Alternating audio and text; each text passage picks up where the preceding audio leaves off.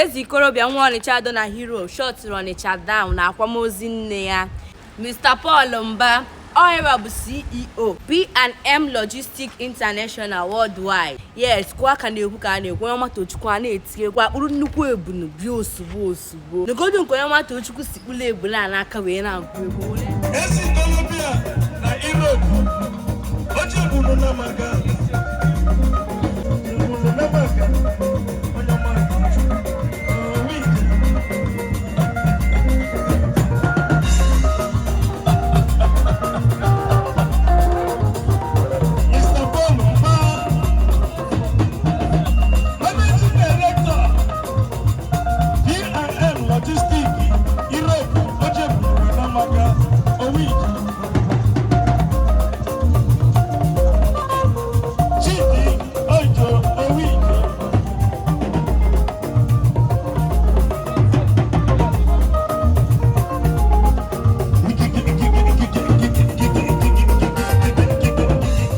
Ife egwu Onyeoma Tochukwu na-agwa ezi ikorobịa o ji kpuye ya ebu ọbụla egwu small children ọ dịla izi ọbụla egwu ụmụaka.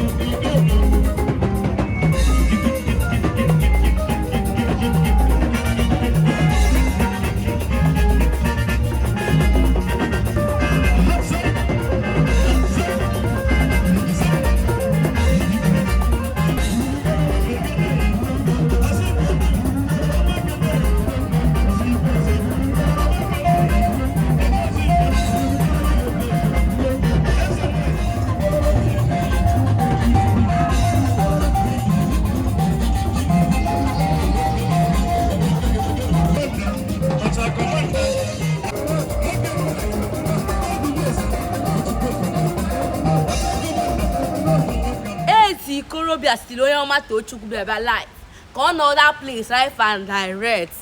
Yes, ka ọ short ọ down akwamozi nne ya. Krizieni ka anyị si abata anyị na-eso Onyeoma Tochukwu n'azụ onye ọbụla na-enene anyị na-ekiri anyị na-akụ step by step.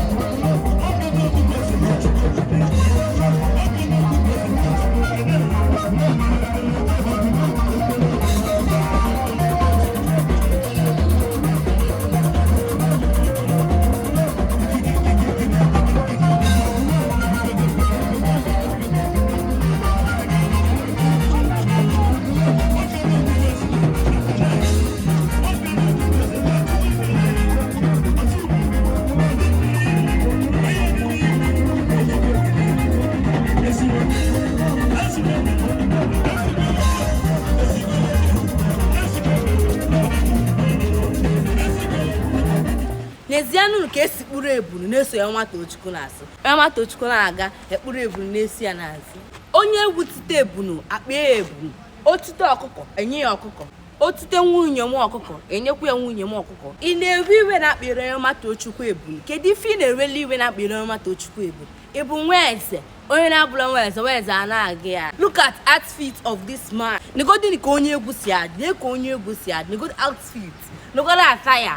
N'godu n'ọtọ ọgbagodi olofu egwu this man na-atọ m ụtọ. O were m iwe ewezinala ọmụmụ na mmadụ ewere okwu.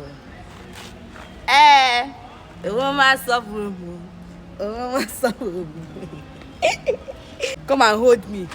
Ọ na-enweghị iwe go and mako transformer. Thanks to ezi ikorobịa anyị kenele gị ebe ọ bụla isi weta ka Chineke ga-akwụchi gị mmaji kwuru mmaji ka isi kwasịa nne gị ihe akwata ife ọma ogologo ndụ na-arụ isi ike. More money, more blessing. Yes, thank you so much.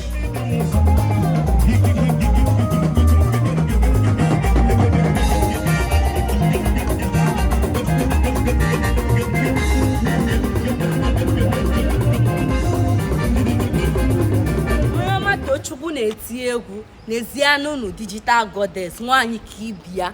On ya live and direct. Yes, negoti ka nwaanyị si adụ. Yes, ifukwala ria niile. Good. Yes, leave it. Take it or you leave it. Ndị asịrị wee sịbazia na ọgwụ ya dị ya n'anya. Ọ ife a na-asị na ọgwụ ya dị ya n'anya.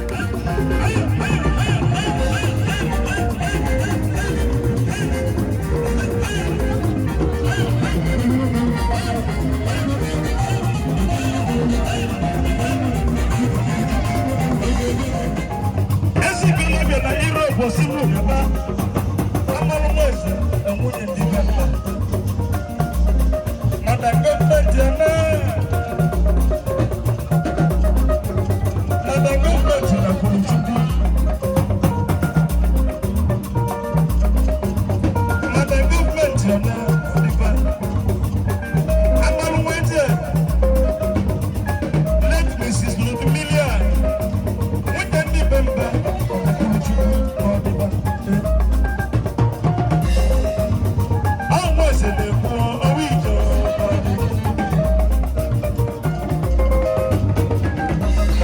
Director